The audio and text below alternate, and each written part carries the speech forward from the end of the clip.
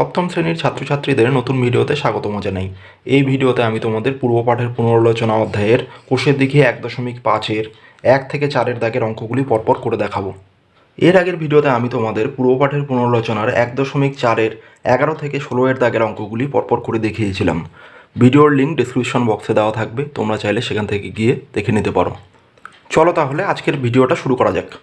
দেখো, কোষে দেখি 1.5-এর প্রথম অঙ্কটা কি বলেছে। স্কেলের সাহায্যে পিকিউ একটি সরলরেখাংশ আঁকি যার দৈর্ঘ্য 9 সেন্টিমিটার।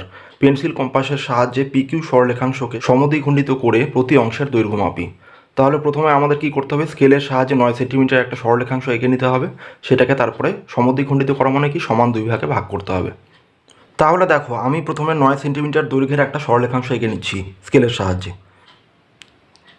এখান থেকে শুরু করলাম, গিয়ে এইখানে গিয়ে থামবে। তাহলে 18 থেকে 27 সেন্টিমিটার। তাহলে এটা হচ্ছে 9 সেন্টিমিটার দৈর্ঘ্যের সরলরেখাংশ আমি আঁকলাম। তাহলে নিচে লিখে দেব 9 সেন্টিমিটার, 9 সেমি। এই সরলরেখাংশটার নাম হচ্ছে পি কিউ। তাহলে পি কিউ।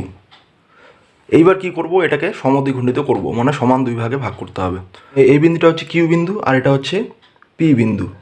তাহলে দেখো এইবার কি করব, এইবার আমাদের কিউ বিন্দুর থেকে প্রথমে এই সরলরেখাংশের অর্ধেকের বেশি ব্যাসার্ধ নেব।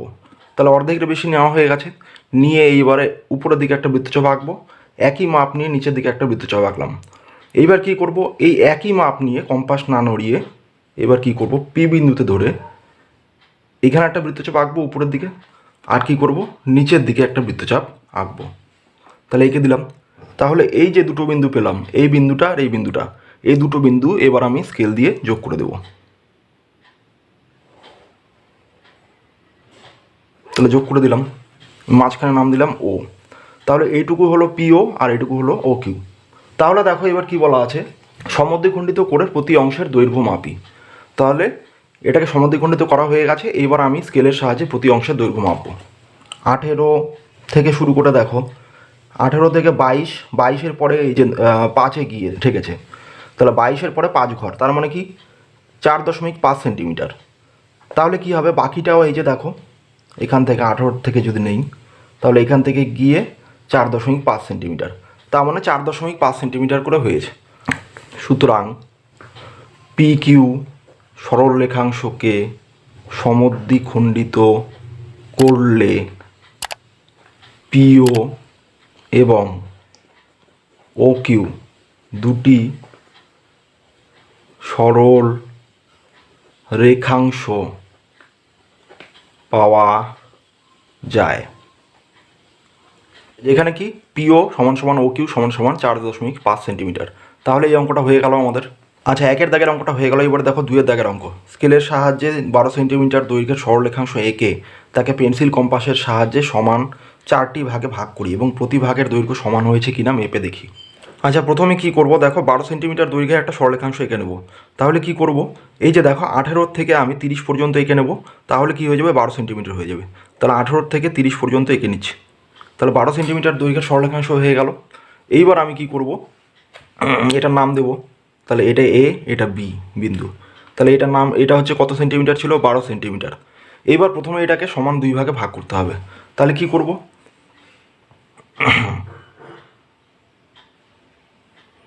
তাহলে দেখো এর অর্ধেকের বেশি বৃত্তচাপ নেব। অর্ধেকের বেশি নেওয়া হয়ে গেছে। তাহলে উপরে একটা বৃত্তচাপ এঁকে দেবো আর নিচের দিকে একটা বৃত্তচাপ এঁকে দিলাম। এইবার কি করব, একই মাপ নিয়ে এই বিন্দু থেকে আমি আর একটা বৃত্তচাপ উপরের দিকে এঁকে দিলাম, আর একটা বৃত্তচাপ এঁকে দিব নিচের দিকে একই মাপে। তাহলে দেখো এই যে দুটো বিন্দু, এই একটা বিন্দু, এই একটা বিন্দু, এই বিন্দুগুলো যোগ করে দেবো।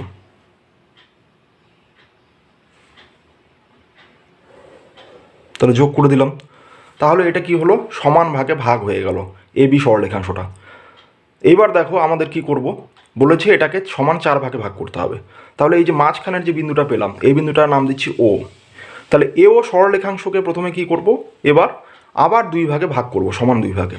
ও বিন্দু থেকে আমি কি করব, এ ও সরলরেখাংশে অর্ধেকের বেশি ব্যাসার্ধ নিয়ে উপরের দিকে একটা বৃত্তচাপ এঁকে দিব, আর কি করব, নিচের দিকে একটা বৃত্তচাপ এঁকে দেব। এইবার একই মাপ নিয়ে এই বিন্দু থেকে উপরের দিকে একটা বৃত্তচাপ এঁকে দিলাম, আর কি করব, নিচের দিকে একটা বৃত্তচাপ এঁকে দিলাম। একইভাবে আমি কি করব, ও বি সরলরেখাংশকে কি করতে হবে, সমান দুই ভাগে ভাগ করতে হবে। সেই জন্য কি করব, বি বিন্দুতে কম্পাস বসিয়ে এই সরলরেখাংশের অর্ধেকের বেশি ব্যাসার্ধ নিয়ে উপরের দিকে একটা বৃত্তচাপ এঁকে দিচ্ছি। এইবার একই মাপ নিয়ে নিচের দিকেও বৃত্তচাপ এঁকে দিচ্ছি। এইবার আবার কি করব, ও বিন্দুতে বসাবো কম্পাসটাকে, বসিয়ে একই মাপ নিয়ে উপরের দিকে একটা বৃত্তচাপ এঁকে দিলাম, নিচের দিকেও একটা বৃত্তচাপ এঁকে দিলাম।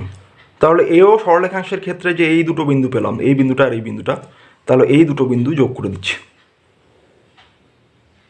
এইবার দেখো ওবি সরলরেখাংশের ক্ষেত্রে এই দুটো বিন্দু আমি যোগ করে দিচ্ছি।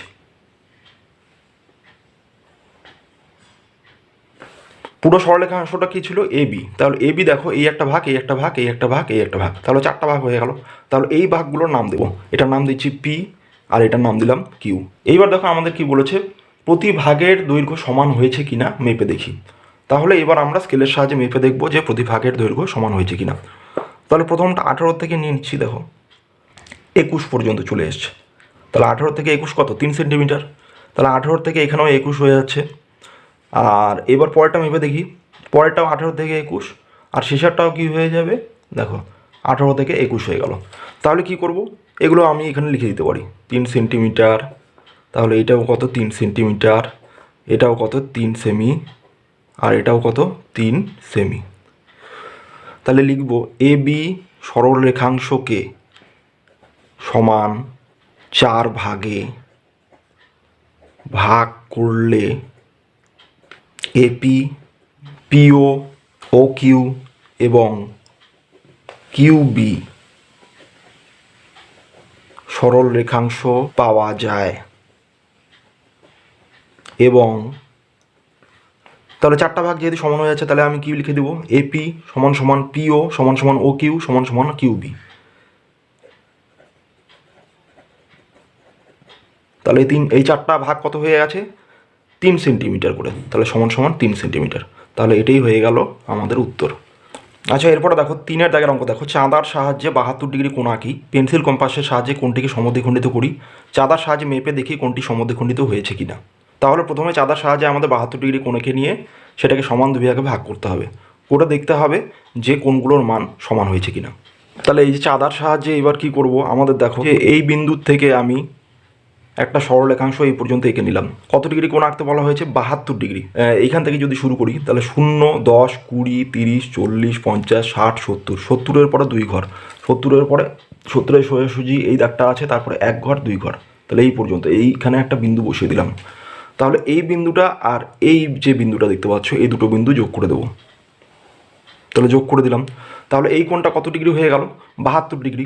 এইবার কি করব, এই যে কোণটা পেলাম এটার একটা নাম দেব। তাহলে কি নাম দেওয়া যায়, এ বি সি নাম দিলাম। এবার এটাকে কি করতে হবে, সমদ্বিখণ্ডিত করতে হবে। কীভাবে করব, দেখো দেখো এখানে বি বিন্দুতে আমরা কম্পাস বসিয়ে এইখান থেকে একটা বৃত্তচাপ নিয়ে এই অবধি ঠেকিয়ে দেবো। এইবার কি করব, দেখো এইবার এই বিন্দুটা আর এই বিন্দুটা, এই যে দুটো বিন্দু পেলাম, তাহলে প্রথমে কি করব, এই বিন্দুতে আমি কম্পাস বসিয়ে এই যে বৃত্তচাপটা পেলাম, বৃত্তচাপের অর্ধেকের বেশি ব্যাসার্ধ নিয়ে আমি এদিকে একটা বৃত্তচাপ এঁকে দেব। এইবার একই মাপ নিয়ে এই বিন্দুতে কম্পাস বসিয়ে এই বৃত্তচাপ এঁকে দিলাম। এই যে ছেদ বিন্দুটা, এই বিন্দু আর এই বিন্দু, এই যে বি বিন্দু, এই দুটো বিন্দু যোগ করে দেবো। তাহলে যোগ করে দিলাম। তাহলে এইভাবে আমরা কি করলাম, এই যে এবিসি যে কোণটা, এই কোণটাকে আমরা সমান 2 ভাগে ভাগ করে দিলাম, মানে সমদ্বিখণ্ডিত করে দিলাম। তাহলে কি বলেছে, দেখো চাঁদার সাহায্যে মেপে দেখি কোণটি সমদ্বিখণ্ডিত হয়েছে কিনা। তাহলে আমাদের এবার চাঁদা দিয়ে এই যে দেখো এবার সমদ্বিখণ্ডিত করার পরে নিচে একটা কোণ পেলাম আর উপরে একটা কোণ পেলাম, তাহলে নাম দিয়ে দিচ্ছি। তাহলে এটার নাম দিয়ে দিচ্ছি ও। তাহলে এই উপরের কোণটা কি পেলাম, এ বিও, আর এই কোণটা কি পেলাম, সি বিও। ঠিক আছে, তো চাঁদা দিয়ে মেপে দেখবো। এবার প্রথমে নিচের কোণটা মেপে দেখি। দেখো এই দিকে দেখবো, এই যে এই সরলরেখাংশটার দিকে যে এটা কত ডিগ্রি হচ্ছে। এখানে 0 থেকে শুরু করছি, 0, 10, 20, 30, 30-এর পরে এই যে 5 ঘর হয়ে গেছে, মানে 35 ডিগ্রি। 35-এর পরে এই যে 1 ঘর, তাহলে 1 ঘর মানে 36, তাহলে কি হচ্ছে 36 ডিগ্রি। তাহলে এটা যদি 36 ডিগ্রি হয়, তাহলে এটাও কিন্তু মাপলে দেখা যাবে 36 ডিগ্রি হবে। তাহলে এটা 36 লিখে দিলাম, উপরটাও 36 লিখে দিলাম। আর এই পুরো কোণটা কত ডিগ্রি ছিল, 72 ডিগ্রি ছিল। এখানে কোণ এবিসি সমান সমান 72 ডিগ্রি কে সমদ্বিখণ্ডিত করলে পাওয়া যায় কোণ এ বি ও সমান সমান কোণ সি বি ও কত পাওয়া যাচ্ছে? দুটো কোণের মানই কত? 36 ডিগ্রি। এটাই হয়ে গেল উত্তর। আচ্ছা, এরপরে দেখো 4 দাগের এবি সরলরেখাংশে বি বিন্দুতে পেন্সিল কম্পাসের সাহায্যে বিসি লম্ব আঁকি ও পেন্সিল কম্পাসের সাহায্যে কোণ এবিসিকে সমদ্বিখণ্ডিত করি। তাহলে এবি একটা সরলরেখাংশ এঁকে নিচ্ছি। এই বিন্দুটার নাম দিচ্ছি এ, এই বিন্দুটার নাম দিচ্ছি বি। এইবার এই যে বি বিন্দুতে আমাদের একটা লম্ব আঁকতে বলেছে। তাহলে কি লম্ব আঁকতে বলেছে? বিসি লম্ব। পেন্সিল কম্পাসের সাহায্যে লম্ব আঁকতে হবে, মানে 90 ডিগ্রি কোণ আঁকতে হবে। তাহলে কি করব? বি বিন্দুতে কম্পাস বসিয়ে এরকম একটা বৃত্তচাপ এঁকে নেব। এইবার কি আছে? এই যে বিন্দুটা, তাহলে এই বিন্দুতে বসিয়ে আরেকটা বৃত্তচাপ এঁকে দেবো যেটা আগের বৃত্তচাপকে ছেদ করবে। করলাম। এবার কি করতে হবে? একই মাপ নিয়ে আবার এই যে বিন্দুটা পেলাম, এবার এই বিন্দুতে কম্পাস বসিয়ে আরেকটা বৃত্তচাপ এঁকে দিলাম। এই বিন্দুটা পেলাম আর এই বিন্দুটা পেলাম। এবার কি করব? ওই একই মাপ নিয়ে আমাদের এই বিন্দুতে বসালাম, বসিয়ে উপরে আরেকটা বৃত্তচাপ এঁকে নেব। আবার ওই একই মাপ নিয়ে এই আগের বিন্দুতে বসিয়ে কম্পাস বসিয়ে আরেকটা বৃত্তচাপ উপরে এঁকে দিলাম। তাহলে দেখো এই যে ছেদ বিন্দুটা পেলাম, এই ছেদ বিন্দু আর এই যে বি বিন্দু, এই দুটো বিন্দু যোগ করে দেব। তাহলে দুটো বিন্দু যোগ করে দিলাম। তাহলে আমাদের লম্বটার নাম কি দিতে বলেছে? বিসি লম্ব। তাহলে বিসি লম্ব পেলাম আমরা। এইবার আমরা কি পেলাম? এ বি সি, এই কোণটা পেলাম। এই পুরো কোণটা কত? A B C. তাহলে এ বি সি কোণটাকে সমদ্বিখণ্ডিত করতে হবে আমাদের। তাহলে এই কোণটার এই বিন্দু আর এই বিন্দু, এই দুটো বিন্দুতে কম্পাস বসিয়ে আমরা কি করব? কোণটাকে সমদ্বিখণ্ডিত করব। প্রথমে আমি এই বিন্দুটাতে বসাচ্ছি। বসিয়ে এই যে বৃত্তচাপটা আমাদের আছে, এই বৃত্তচাপের অর্ধেকের বেশি নিয়ে আমি একটা বৃত্তচাপ এঁকে দিচ্ছি বাইরের দিকে। এঁকে দিলাম।